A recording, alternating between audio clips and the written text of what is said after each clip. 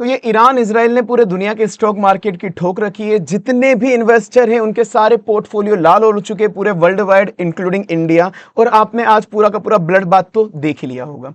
तो ये blood bath सबसे ज्यादा आज बैंकिंग सेक्टर में आया है। ये बैंकिंग सेक्टर इतना ज्यादा क्यों क्रैश हुआ है आज? जो बड़े बड़े बैंक थे एचडीएफसी वगैरह बड़े बड़े बैंक, उनमें 5% एक दिन के अंदर क्रैश हो गए। अरे भाई, इस साल भर का एफडी का इंटरेस्ट 6% होता है, एक दिन में 5% क्रैश हो गए।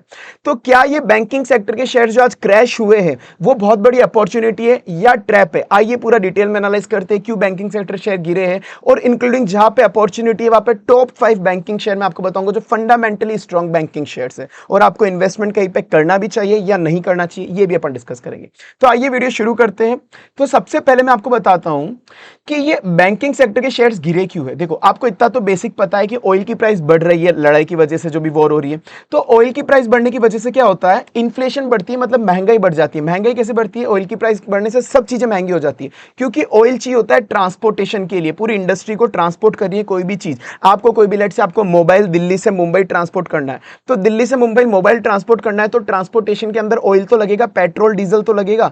तो जैसे पेट्रोल डीजल की कॉस्ट बढ़ी, ट्रांसपोर्टेशन की कॉस्ट बढ़ी, और ट्रांसपोर्टेशन की कॉस्ट बढ़ते जो आप चीज ट्रांसपोर्ट कर रहे हो, मोबाइल हो, फूड्स हो, क्लॉथ्स हो, सब चीजों की कॉस्ट बढ़ गई, तो सारी चीजें महंगी हो जाएगी, इंक्लूडिंग नॉर्मल ह्यूमन बीइंग भी। अगर अब मतलब अपन खुद भी कहीं पे ट्रैवल करेंगे, गाड़ी से जाएंगे, तो अपनी ट्रैवल कॉस्ट भी बढ़ गई। तो इस तरह से पूरी इकोनॉमी में सारी चीजें महंगी हो जाएगी ऑयल प्राइस को बढ़ने की वजह से। तो जैसे इन्फ्लेशन जब भी ज्यादा होता है तो इकोनॉमी स्लो डाउन हो जाती है। अब लोगों के पास ज्यादा परचेसिंग पावर नहीं बचती, कि लोग ज्यादा चीजें खरीदते नहीं है क्योंकि इन्फ्लेशन बहुत ज्यादा महंगी हो गई। अब इकोनॉमी स्लो डाउन हो गई, सेल परचेस ज्यादा नहीं होती, और इकोनॉमी अगर स्लो डाउन हो गई तो बैंक की लोन की ग्रोथ रेट कम हो जाती है। बैंक लोन किसको देगा? मतलब इकोनॉमी के अंदर सेल परचेज ही नहीं हो रही तो बैंक लोन किसको देगा? तो ये बैंकिंग सेक्टर पे कोई डायरेक्ट इंपैक्ट नहीं हो रहा ऑयल प्राइस का, इनडायरेक्ट घुमा फिरा के ये इंपैक्ट आ रहा है। आपको कुछ मैक्रो इकोनॉमिक्स समझाई मैंने अभी आपको, और इंक्लूडिंग एक और सेकंड रीजन है एफआईआई सेलिंग। एफआईआई ने भी अपनी सेलिंग शुरू कर दी है। भाई आपको पता है एफआईआई सारा पैसा विड्रॉ कर करके हटा रहे, मतलब किसी भी मार्केट में ऐसा जो डाल नहीं रहे, पैसा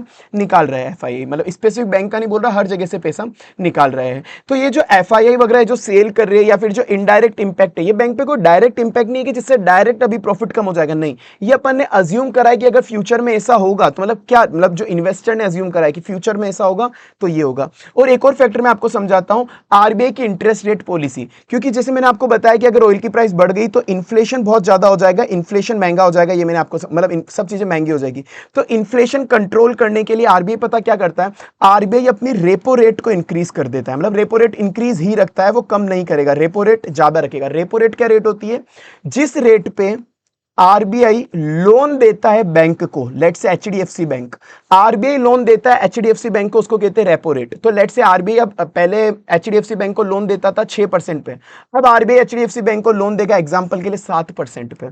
तो अगर एचडीएफसी बैंक को लोन महंगे में मिल रहा है तो अब एचडीएफसी बैंक भी बाकी लोगों को जो लोन देगा वो और महंगे में देगा, तो लोन की डिमांड और कम हो जाएगी, मतलब लोगों के पास पैसा ही नहीं रहेगा। तो मतलब लोन ज्यादा लोग नहीं लेंगे, ज्यादा लोग बाग लोन में इंटरेस्टेड नहीं रहेंगे। तो इस वजह से भी ये बैंक के सेक्टर पे इंपैक्ट पड़ेगा। ठीक है, और एक बॉन्ड यील्ड का भी एक ऑप्शन होता है कि लोगों को जब पता है कि यार अब शेयर मार्केट से पैसा निकाल के, जब पता है कि इंटरेस्ट रेट ज्यादा मिल रही है, इंटरेस्ट रेट जब ज्यादा होती है तो एफडी की इंटरेस्ट रेट भी ज्यादा होती है, बॉन्ड्स जो होते हैं सिक्योर बॉन्ड की इंटरेस्ट रेट भी ज्यादा हो जाती है। तो लोग क्या करते हैं, स्टॉक मार्केट से पैसा निकाल के एफडी में डालेंगे या फिर बॉन्ड्स के अंदर डालेंगे। वो जो बॉन्ड्स में आपको फिक्स रेट मिलती है ना, तो वो फिक्स रेट डाल देंगे क्योंकि गारंटीड रिटर्न मिलने वाला है। तो ये कुछ मैक्रो इकोनॉमिक्स है, और एक दो फैक्टर मैक्रो इकोनॉमिक्स के और भी ये है।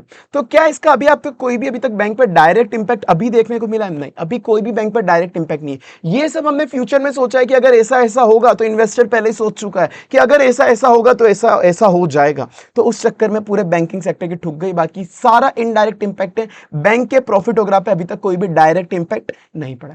और चलो हम अज्यूम कर लेते हैं कि अगर ऐसा हो भी गया कि बैंकिंग सेक्टर खत्म तो नहीं होता, सॉरी, मतलब बैंकिंग सेक्टर को बहुत बड़ा इंपैक्ट बाद में पड़ भी गया, लड़ाई होती जा रही है, चलती जा रही है, लड़ाई नहीं रुक रही, तो किस दिन, जब जिस भी दिन लड़ाई रुकी, बैंकिंग सेक्टर के शेयर को वापस रिकवर करने में कितना टाइम लगता है, आइए ये देखते हैं अपन सबसे पहले।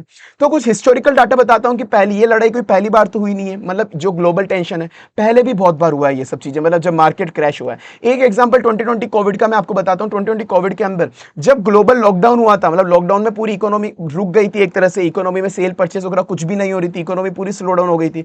उस वक्त बड़े बड़े बैंक के शेयर, स्पेसिफिकली एचडीएफसी बैंक 30 से 40 40% गिरा था, एसबीआई बैंक 40-50% गिरा था। तो और वो जो रिकवर हुए ना, वो एक साल में इतने गिरे और रिकवर केवल 12 से 18 महीने में, एक साल, नेक्स्ट एक साल में रिकवर हो गए और नेक्स्ट एक साल में उन्होंने अपना ऑल टाइम हाई वापस से टच करा है। पूरा का पूरा जो पहले गिरे थे वो तो रिकवर हुआ है, उससे भी ऊपर बढ़े। आइए मैं आपको एक बार चार्ट बताता हूं। तो ये मैंने एचडीएफसी बैंक का चार्ट खोला हुआ है, ये आप देखोगे लगभग 2020 का स्टार्टिंग के लगभग का चार्ट है। तो जब मतलब कोविड वगैरह का इंपैक्ट आना शुरू हुआ था, तो ये आप यहां से नीचे तक देखोगे तो ये शेयर लगभग जो आपको पूरा डाउनफॉल दिख रहा है, ये पूरा इतना बड़ा डाउनफॉल, ये पूरा डाउनफॉल लगभग 32-33% का है।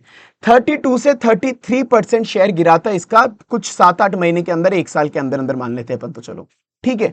अब ये शेयर वापस से रिकवर हुआ या नहीं हुआ बाद में वो देखो, ये एक साल में लगभग इतना गिरा, कुछ ही टाइम के अंदर ये देखो रिकवर जो हुआ है, और ये रिकवर, ये देखो गिरा यहां पे था और ये रिकवर होकर इसने अपना ऑल टाइम हाई वापस से नया बना लिया। और कब रिकवर हुआ देखो, मार्च 2020 में ये था और इसने ऑल टाइम हाई वापस से टच करा फेब 2021 में। एक साल के अंदर अंदर इसने पुरानी वाली रिकवरी तो ली, गिरना यहां से शुरू हुआ था, वापस से अपना ऑल टाइम हाई भी टच कर लिया।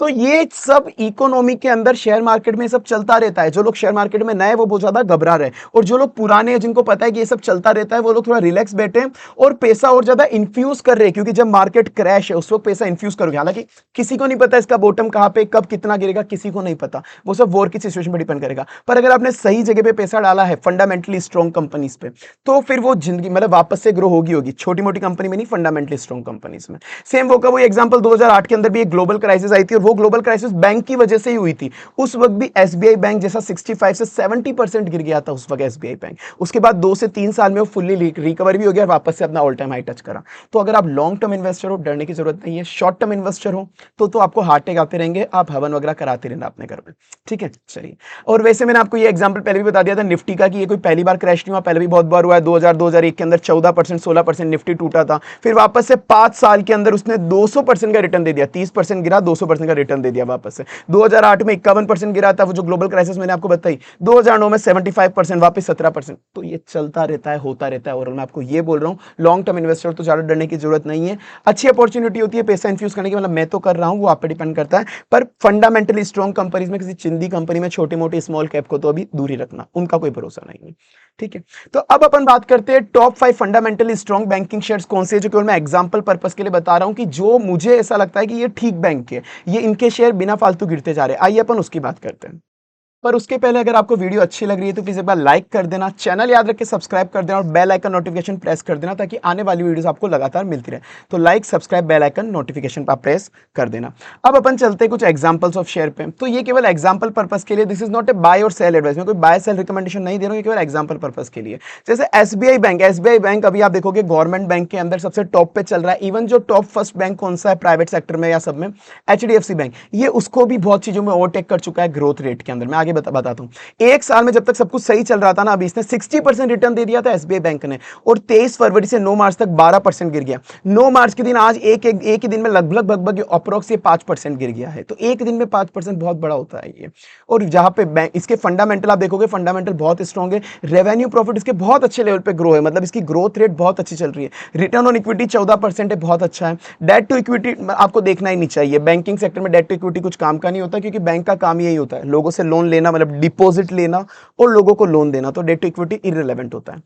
पी रेशियो इसका आप देखोगे तो ये अंडर वैल्यूड चल रहा है। इसका पी रेशियो चल रहा है एसबीआई बैंक का 12 और बाकी इंडस्ट्री का चल रहा है 14। तो ये SBI bank one of the good bank है, one of the fundamentally strong bank है। इसके डिपॉजिट की ग्रोथ भी देखोगे, ये मैंने Q3 का लिया है कि इस साल जो Q3 का रिजल्ट था और जो पिछली साल Q3 का रिजल्ट था, तो ईयर ऑन ईयर जो ग्रोथ हुई है, जो इसने लोगों से डिपॉजिट एक्सेप्ट करा है, 9% इसका डिपॉजिट इंक्रीज हुआ है। वही इसने जो लोगों को लोन दिया है वो 15% इंक्रीज हुआ है लोगों को एक्स्ट्रा लोन, मतलब इसने लोन की ग्रोथ भी बहुत अच्छे से हुई है। कासा अकाउंट इसका 40%, कासा मतलब होता है करंट अकाउंट और सेविंग अकाउंट, इसने कितने नए खोले 40%, जो बहुत ज्यादा होते हैं। इसकी आप ऑर्डर बुक वैल्यू नहीं, मतलब इसने कितना इसके पास ऑलरेडी भी ये पोर्टफोलियो संभाल रहा है, मतलब एयूएम, असेट अंडर मैनेजमेंट।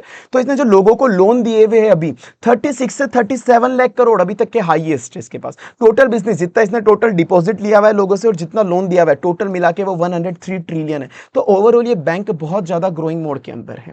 और इसने एसबीआई का म्यूचुअल फंड का आईपीओ भी आने वाला है, और जैसे आईपीओ आता है उस वक्त जनरली होता है कि होल्डिंग होल्डिंग कंपनी की प्राइस थोड़ी बहुत बढ़ती है। तो वैसे तो मैंने आपको बेसिक फंडामेंटल आपको यहाँ पे बता दिए, फिर भी अगर आपको देखो मेन तो मैंने बता दिया, फिर भी आपको अगर डिटेल फंडामेंटल देखने हैं, तो आप एंजल वन की वेबसाइट रेफर कर सकते हो। एंजल वन की वेबसाइट पे ही आपको फंडामेंटल लिख जाएंगे, किस कंपनी का इतना रेवेन्यू ग्रोथ हो रहा है, और आप चाहो तो वहीं से अपनी इन्वेस्टमेंट जर्नी शुरू कर सकते हो। वो आपके ऊपर है, बाकी मैं बाय सेल एडवाइस नहीं दे रहा हूं। अब उसके बाद एसबीआई के बाद सेकंड बैंक की मैं बात करता हूं, that is HDFC bank, private sector और इवन इंडिया का सबसे बड़ा बैंक। बट वही, अगर उसके पहले वीडियो अच्छी लग रही तो प्लीज लाइक कर देना, चैनल याद रख के सब्सक्राइब कर देना, बेल आइकन नोटिफिकेशन प्रेस कर देना, ठीक है। तो एचडीएफसी बैंक इंडिया का अभी पूरे इंडिया का नंबर 1 बैंक है हर तरह में। तो 3 महीने में इसने 16% गिरा, एक वीक में 5% गिरा है, ये एक सप्ताह में 5% गिर गया। रिटर्न ऑन इक्विटी इसका 13% है। पी रेशियो की बात करूं, ये थोड़ा सा ओवर वैल्यूड चल रहा है, ज्यादा नहीं, 17 इसका पी रेशियो, इंडस्ट्री का 14 चलता है बैंकिंग सेक्टर का। रेवेन्यू प्रॉफिट बहुत अच्छे लेवल पे ग्रो है। डिपॉजिट जो इसने लोगों से डिपॉजिट एक्सेप्ट करी है, 11.5% की डिपॉजिट रेट है इसकी। एडवांस जो इसने लोगों को लोन दिया है, वो उसको मतलब जो ग्रोथ हुई है वो 11.9% की हुई है, मतलब अप्रोक्स 11-12% की दोनों की हुई है। कासा इसने जो current account saving account open करे वो 33% है। तो मैंने बोला था एसबीआई के इससे भी अच्छे हैं हालांकि। तो अब ये इसकी जो ऑर्डर बुक, आप इसकी लोन की वैल्यू देखे होंगे, जिसने लोगों को लोन दिया हुआ है 28 लाख करोड़ का दिया हुआ है। Total business deposit plus lone मिला के इसका 57 लाख करोड़ का है। तो इसके फंडामेंटल सब कुछ अच्छे, बस इसमें एक नेगेटिव पॉइंट है, जिसकी वजह से Q3 का जैसे रिजल्ट अनाउंस हुआ था, थोड़ा थोड़ा शेयर गिरने लग गया था। क्या नहीं, फंडामेंटल सब कुछ अच्छे, कंपनी की ग्रोथ वगैरह सब कुछ अच्छी, बस मैनेजमेंट ने कमिट करा था कि वो जितना लोगों से डिपॉजिट लेते हैं, जितना लोगों से डिपॉजिट लेते हैं उसका केवल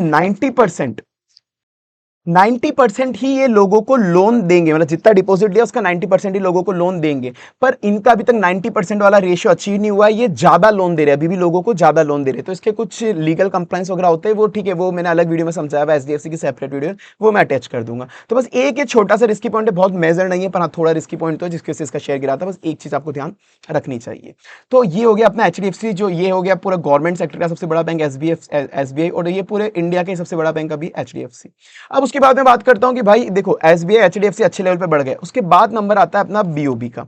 बैंक ऑफ बड़ौदा बहुत अच्छे लेवल पे ग्रोइंग मोड पे चल रहा है, एसबीआई ने अपने अच्छा खासा रिटर्न दे दिया, अब बैंक ऑफ बड़ौदा भी उसी मोड पे चल रहा है। अभी तक बैंक ऑफ बड़ौदा सबका अटेंशन नहीं गया है, पर ये भी बहुत सही तरह के चल रहा है बैंक ऑफ बड़ौदा। एक वीक में इसका शेयर 10% गिरा है, और आज में 3.5% के लगभग गिरा है। रिटर्न ऑन इक्विटी इसका 11% है, अच्छा है, ये भी अभी अंडर वैल्यूड चल रहा है, जहां इंडस्ट्री का पी रेशियो 13-14 चलता है, इसका 7.7 चल रहा है। रेवेन्यू ग्रोथ बहुत अच्छे, रेवेन्यू और प्रॉफिट बहुत अच्छे लेवल पे ग्रोइंग है इसके। अब इसका भी आप डिपॉजिट का रेशियो देखोगे, मतलब जो डिपॉजिट की ग्रोथ हुई है वो 10% से हुई है, 10.5%। एडवांस जो इसने लोगों को लोन दिया है वो 14.5% से, मतलब 14.5% से ग्रोथ हुई है। कासा अकाउंट इसका 9% ओपन हुआ है, जो नए करंट अकाउंट सेविंग अकाउंट इसने ओपन करे हैं। और अभी तक के इसके पास हाईएस्ट लोन बुक है, जो इसने लोगों को लोन दिया अभी तक के इसके पास हाईएस्ट है, 13 लाख करोड़ का इसने लोन दिया। और टोटल बिजनेस आप देखोगे डिपॉजिट एडवांस, तो वो 28.9 लाख करोड़ का है। तो ये जो बीओबी अभी अच्छे खासे ग्रोइंग मोड पे, क्योंकि एचडीएफसी एसबीआई इन्होंने अपना अच्छा खासा रिटर्न दे भी दिया, अब बीओबी अच्छा रिटर्न डिलीवर कर रहा है, ये बहुत ज्यादा ग्रोइंग मोड पे। तो ये 3 बैंक मैंने आपको बता दिए जो टॉप के अंदर है। अब उसके बाद मैं आगे के 2 बैंक की बात करता हूं।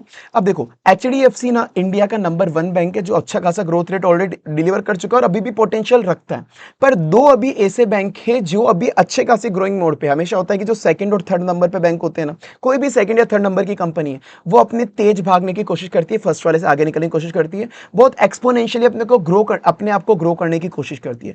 कौन से 2 बैंक है वो प्राइवेट सेक्टर के? आईसीआईसीआई बैंक और एक्सिस बैंक। इनके फंडामेंटल भी बहुत अच्छे और ये बहुत ज्यादा ग्रोइंग मोड पे है कंपेरेटिव। ये अभी इंडिया का सेकंड नंबर का बैंक है, और ये एक्सिस इंडिया में अभी थर्ड नंबर पे बैंक है, फर्स्ट पे एचडीएफसी चल रहा है। तो अब ये आईसीआईसीआई भी, अगर मैं उसमें पहले बता दूं आपको, एक वीक में 6% गिर गया, और एक्सिस बैंक एक वीक में 8%, 8.5% गिर चुका है। और दोनों के बैंक में मैं आपको कंपैरिजन बता देता हूं सिंपल सा। आईसीआईसीआई बैंक कंपैरेटिवली थोड़ा सेफ और स्टेबल बैंक है, ये थोड़ा अच्छे से मतलब स्टेबल तरीके से ग्रो कर रहा है। एक्सिस बैंक अभी बहुत ज्यादा ग्रोइंग मोड पे है, बहुत अच्छे मतलब बहुत एक्सपोनेंशियल ग्रोथ कर रहा है ये। तो ये चीज ध्यान रखना, जो ग्रोथ जहां पे मतलब रिस्क ज्यादा होगी, ग्रोथ ज्यादा होगी, तो रिटर्न अच्छा मिलेगा। पर रिस्क ज्यादा होती है जब भी ग्रोथ मोड आपका ज्यादा होता है। तो जो कंपैरेटिवली स्टेबल तरीके से ग्रोथ के लिए अगर आप कोई ढूंढ रहे हो, तो आप इसको देख सकते हो, एक बार वॉच लिस्ट में रख सकते हो। और आपको नहीं बहुत ज्यादा ग्रोइंग मोड पे चाहिए, तो आप एक्सिस बैंक को एक बार वॉच लिस्ट में रख सकते हैं। फंडामेंटल दोनों की बात करूं, रेवेन्यू प्रॉफिट दोनों के बहुत अच्छे लेवल पे ग्रो है। आरओई इसका 15% है, इसका 11% पे है। पी रेशियो में बात करूं, आईसीआईसीआई बैंक थोड़ा सा ओवर वैल्यूड है, हल्का सा 14, जो इंडस्ट्री का पी रेशियो इसका 16 है। वही एक्सिस बैंक अभी अंडर वैल्यूड चल रहा है, इंडस्ट्री का पी रेशियो 14 है, इसका 7 है। लोन की ग्रोथ रेट देखो, इसकी 12% है, इसकी 14% एक्सिस की। डिपॉजिट 9.2% और एक्सिस की 13%। तो वो ही जो मैंने आपको बताया था वो सेम चीज है कि ये देखो इसकी ग्रोथ इसकी अभी कंपेरेटिवली ज्यादा ग्रोइंग मोड पे चल रहा है। तो मैं आपको वैसे वहाँ पे क्लियर कर दूं कि इसे बाय सेल एडवाइस नहीं है, पर ये मैंने केवल एग्जांपल पर्पस से बताया शेयर, बाकी आपको जहां डालना है आप अपने रिसर्च से डालना। पर जब भी स्टॉक मार्केट क्रैश होता है, देखो आप सोचोगे आप एग्जैक्ट बॉटम पकड़ लो स्टॉक मार्केट का, किसी के लिए पॉसिबल नहीं है। स्टॉक मार्केट के बड़े से बड़े इन्वेस्टर, बड़े से बड़े एफआईए, किसी को नहीं पता टॉप बॉटम, बॉटम क्या होगा टॉप क्या होगा हाईएस्ट, किसी को नहीं पता। तो आप चाहो तो क्रैश मार्केट में लमसम लमसम कहीं पर डाल सकते हो, जैसे मैं तो डालता हूँ लमसम डाल रहा हूँ कि क्रैश मार्केट है, मुझे पता है अभी महंगी चीज सस्ते में मिल रही है, मैं थोड़ा थोड़ा डाल रहा हूँ। और मैं लॉन्ग टर्म इन्वेस्टर की बोल रहा हूँ कि 2 साल बाद तो बढ़ेगा ही बढ़ेगा, मैं तो मैक्सिमम बोल रहा हूँ 2 साल बाद बढ़ेगा ही बढ़ेगी कोई चीज। तो मैं तो वो चीज के चलता हूँ। अगर आपको फिर भी रिस्क लगता है तो मेरे हिसाब से इन्वेस्टमेंट छोड़ना नहीं चाहिए आपको। आप क्या करो, एसआईपी की तरह शुरू कर दो। जैसे आप एंजल वन चलाओगे तो एंजल वन में एक फीचर आता है आपका स्टॉक एसआईपी वाला। तो आप क्या करो, स्टॉक में एसआईपी शुरू कर दो। जैसे म्यूचुअल फंड में एसआईपी शुरू होती है वैसे स्टॉक में भी एसआईपी आजकल होने लग गई। तो आप चाहो तो वो एसआईपी शुरू कर सकते हो ताकि आपकी प्राइस एवरेज आउट होती रहे, आपको वो रिस्क भी नहीं रहे कि आपने सस्ते या महंगे में उस हिसाब से ले लिया। ठीक है, बाकी अगर आपको सेम वीडियो अच्छी लगी तो प्लीज लाइक कर देना, चैनल आकर सब्सक्राइब कर देना, बेल आइकन नोटिफिकेशन प्रेस कर देना। कुछ भी डाउट आपको किसी के लिए आप कमेंट सेक्शन में पूछ सकते हो, और आपका ओपिनियन मुझे कमेंट सेक्शन में याद रख के बताना।